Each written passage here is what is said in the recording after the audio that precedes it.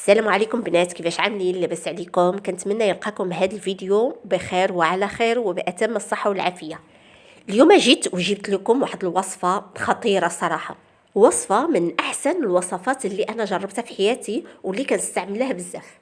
هاد الوصفة للبنات والسيدات اللي تعدى العمر ديالهم 40 وخيكون حتى 70 سنة.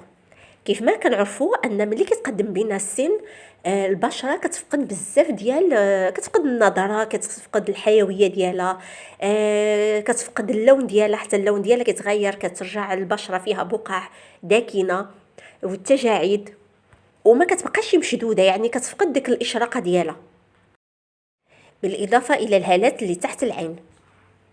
وهذا الكريم ان شاء الله ملي غتستعملوه غتشوفوا البشره ديالكم كيفاش غتغير.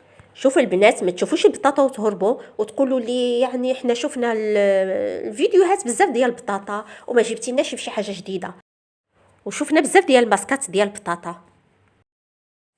ان شاء الله في هذا الفيديو ما غادي نعمل شي ماسك، غادي نعمل كريم اللي تعملوا بالليل وتلا غدا في الصباح عاد تغسل وجهك، وفي نفس الوقت يعني ماشي ديك الكريمات اللي غادي يقنطوك في النعاس او لا مثلا غيبقى يلصق لك. هذا كريم كيف ما كتعملوا كتشربوا البشره وخفيف، يعني كتنعس به عادي، ومفيد حتى تحت العين، كيشد وفي نفس الوقت كيرطب وكيخفف من التجاعيد وكيفتح السمرار او السواد اللي كيكون تحت العين. جربوها البنات غير سيمانه وشوفوا النتيجه. واخا البنات عيا نهضر على هذا الكريم والمميزات ديالو، ما غتوصلش الانسان اللي غادي يجربه هو بيدو، ما غادي تخسروا حتى شي حاجه. جميع المكونات متوفرين واقتصاديين، وجربوا وردوا عليا الخبر. هادشي اللي غنقدر نقول لكم، بحال اللي كيقولوا واحد المثل، تجربه خير برهان. الواحد ما غادي يصدقش غير لما يشوف ويجرب هو بيدو. اهم حاجه البنات ما تنساوش الاعجاب بالفيديو والاشتراك في القناه، وطبعا التعاليق تكون شي تعاليق مشجعه. تبعوا معايا الفيديو للاخر باش تستافدوا من جميع الخطوات اللي غادي نعملها. اهم حاجه غادي نجيبوا البطاطا اللي كتكون بيضه، ماشي الحمراء، حيت هاد البطاطا البيضاء كيكون فيها نسبه ديال النشا عالي، وحنا باغيين النشا اللي في البطاطا. غادي نحكوها في الحكاكه سواء رقيقه ولا غليظه، ماشي مهم. من بعد غادي نصفيها اولا نعصرها مزيان حتى ينزل داك النشا اللي فيها كامل. من بعد ما غادي نعصرها مزيان غادي نحاول انني نصفيها مره ثانيه، لانه وانا كنعصر كينزل طريفات البطاطا وداك الشيء، وانا باغيه النشا بوحدو.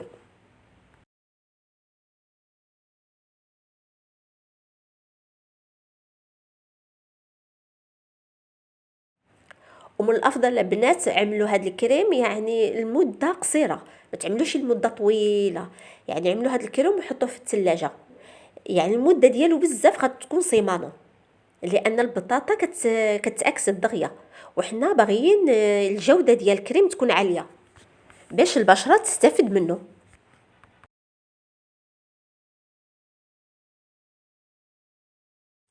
بعد ما صفيته غادي ناخده مباشره فوق النار، غادي نحطه على حمام مريم وعلى نار مهيله مع التحريك حتى يبدا يتماسك، ومهم فحالو فحال الشكل د النشا باش ما يعملش الكتل.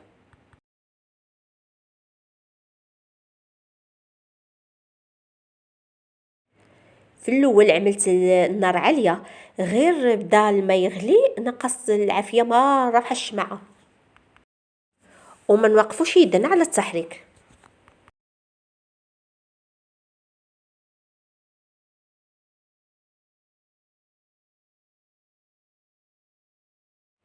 غير ملي تشوفوه جمع راسو بدا كيتجمع، وقفوا يدكم وطفيو عليه النار باش ما يزيدش يقصح.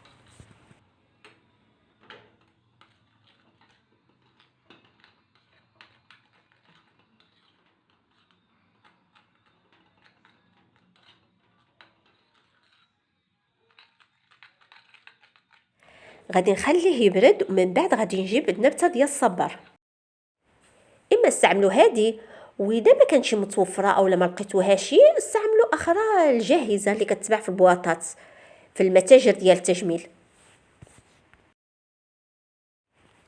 صافي قشرتها وجبت ديك الماده اللازجه اللي كتكون في وسط الصبار. الصراحه هاد النبته ديال الصبار ما كتخطانيش مره من الدار، فيما كنخرج كنلقاها كنقطعها ونجيبها. غير ملي كنجيبها كنغسلها وكنغطي لا ديك الجهه اللي قطعتها منها، لان كتبقى تهبط بحال الماء باش توسخ شي الدنيا، وفي نفس الوقت نغطيها باش كتبقى محافظه بالفوائد اللي فيها.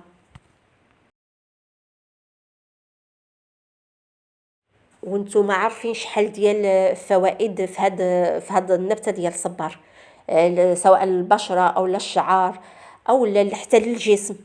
بالنسبه الله يحفظنا يا ربي للحروق، انتم عارفين يعني الفوائد ديالها لا تعد ولا تحصى. غير ملي كنغطيها بهذه الطريقه كنحطها في الثلاجه في المجرد ديال الثلاجه وكتبقى مده. وصاع جبت الخلاط وطحنت داك الصبار، من بعد ضفتو على البطاطا.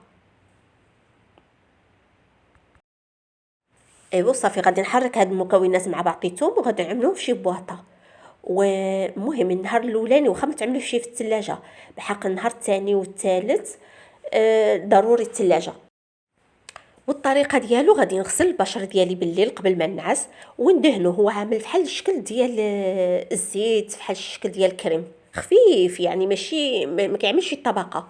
وما نساوش ندهنوا المنطقه ديال تحت العين والرقبه ونباتوا به الليله كامله. في الصباح غادي نغسلوا الوجه ديالنا بالصابون العادي او الخايل اللي كتستعملوه للبشره ديالكم. وقبل ما تخرجوا عملوا الواقي ديال الشمس وتشوفوا البشره ديالكم كيفاش غادي تنور.